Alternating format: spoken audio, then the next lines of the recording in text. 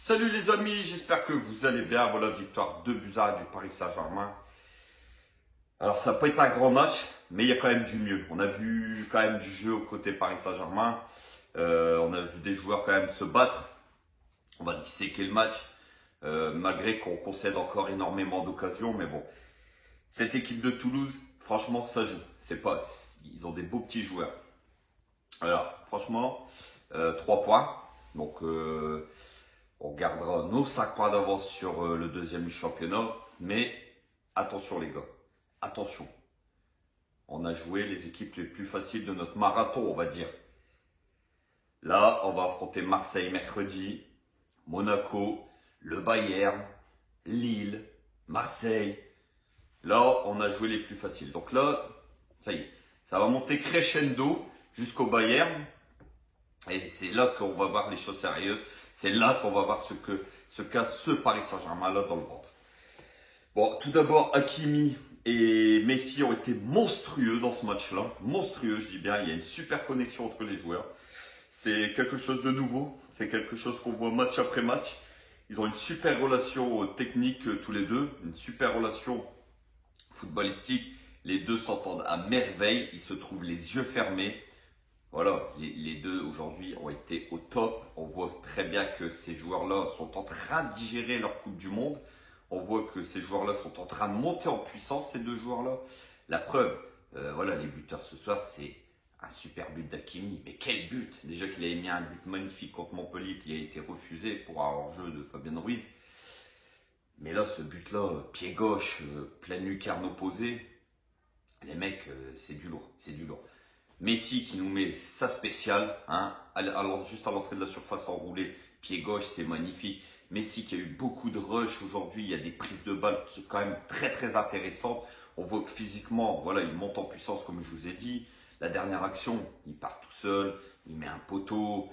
Voilà, c'est du grand Messi encore ce soir. Déjà contre Montpellier en deuxième mi-temps, il avait été monstrueux et il nous prouve encore sur ce match que bon, il retrouve son football, il digère le mondial et c'est de très très bon augure pour la suite. Donc voilà.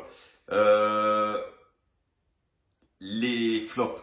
Bon, les tops, je vous ai dit, Hakimi, Messi, loin devant et Danilo Pereira juste derrière.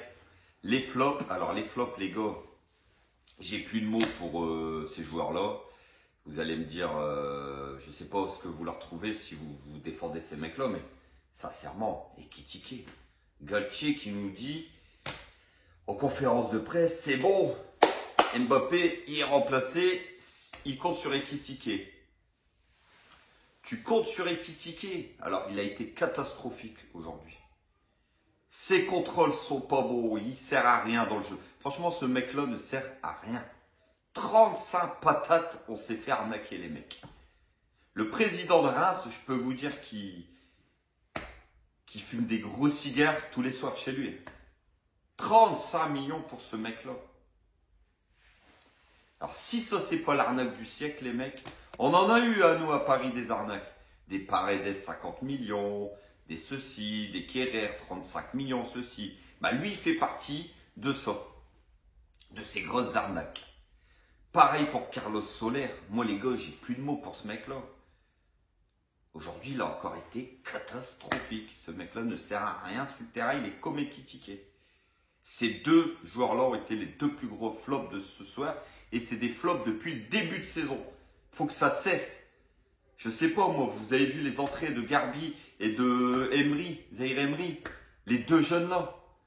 Vous n'allez pas me dire que ces deux jeunes-là ne sont pas meilleurs que Ekitike et Soler.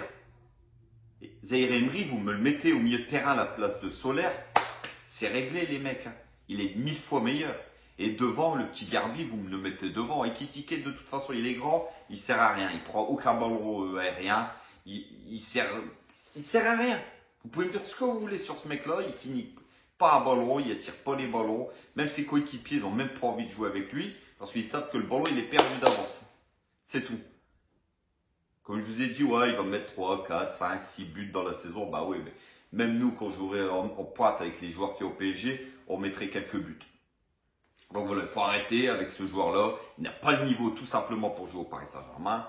Mais bon, voilà, lui, Solaire, pour moi, ça va être très très compliqué pour eux de remonter la porte. Et puis, le troisième flop, pour moi, les gars, Donnarumma. Donnarumma, même s'il sauve un ballon sur sa ligne à la dernière minute dans les arrêts de jeu, sur le coup franc, il est fautif. Il est fautif, il n'a pas le droit de prendre un but de ce côté-là.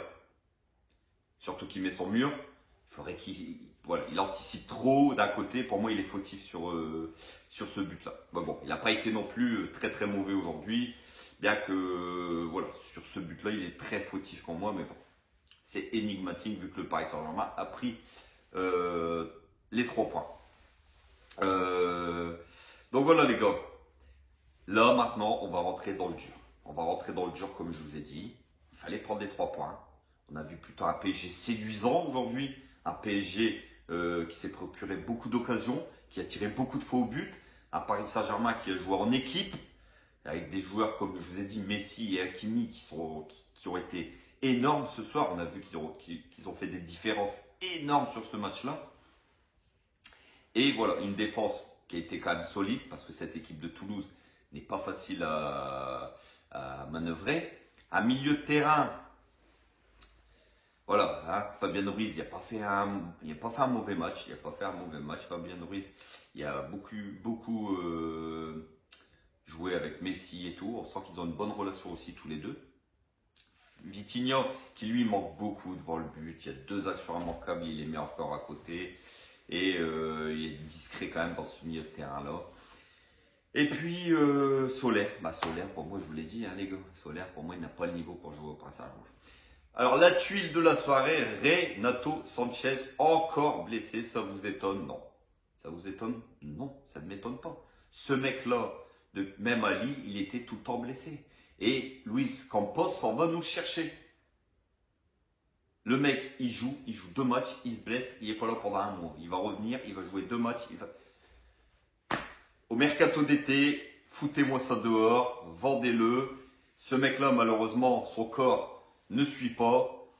Son corps ne veut pas qu'il joue au haut niveau. C'est comme ça. Il y a des joueurs qui sont faits comme ça. Lui ne peut plus jouer au haut niveau parce que son corps ne suit pas. Donc voilà, comme je vous ai dit, voilà, c'était les matchs les 2 plus simples. Montpellier et Toulouse. Il fallait gagner 6 points sur 6, c'est bien. On a vu de bonnes choses contre ces 2 équipes-là. On a vu du mieux, faut le dire. Et là, voilà, là ça va monter crescendo les gars. Mercredi, c'est le classico. Au Vélodrome, on va être attendu. On va se faire rentrer dedans. On va se faire un avant-match bien sûr, on va se chauffer, hein, parce que c'est quand même un gros classico. Le stade est déjà à guichet fermé, on va être attendu là-bas. J'espère voir de grands joueurs, des guerriers qui vont se battre. C'est ça surtout que moi je veux voir mercredi. Mais on va voir ce que ce PSG-là a dans le ventre. Avant d'affronter le Bayern Munich, il y aura 2 gros tests. Donc au Vélodrome contre Marseille, qui est plutôt en forme et qui joue bien. Donc ça sera un très bon test pour nous. Et puis on va samedi à 17 h à Monaco. Monaco qui est une équipe qui joue bien aussi. À domicile, c'est fort. On a toujours énormément de difficultés contre eux. Au match aller, on l'a vu. Ils nous ont bousculé au Parc des Princes. Donc, ce sera 2 gros tests pour voir ce que ce Paris Saint-Germain là a dans le ventre. Si vous échouez à ces 2 matchs-là, il ne faudra pas rêver contre le Bayern. Parce que le Bayern, même que si c'est un peu moins bien en ce moment, mais les mecs, le Bayern, ils vont être opérationnels en Ligue des Champions. Eux, ils vont venir avec leur cojones sur la pelouse. Donc, attention, il ne faudra pas se louper mercredi à Marseille. La qualif, on la veut. On veut la Coupe de France. On veut ce trophée. Il ne faudra pas se louper mercredi.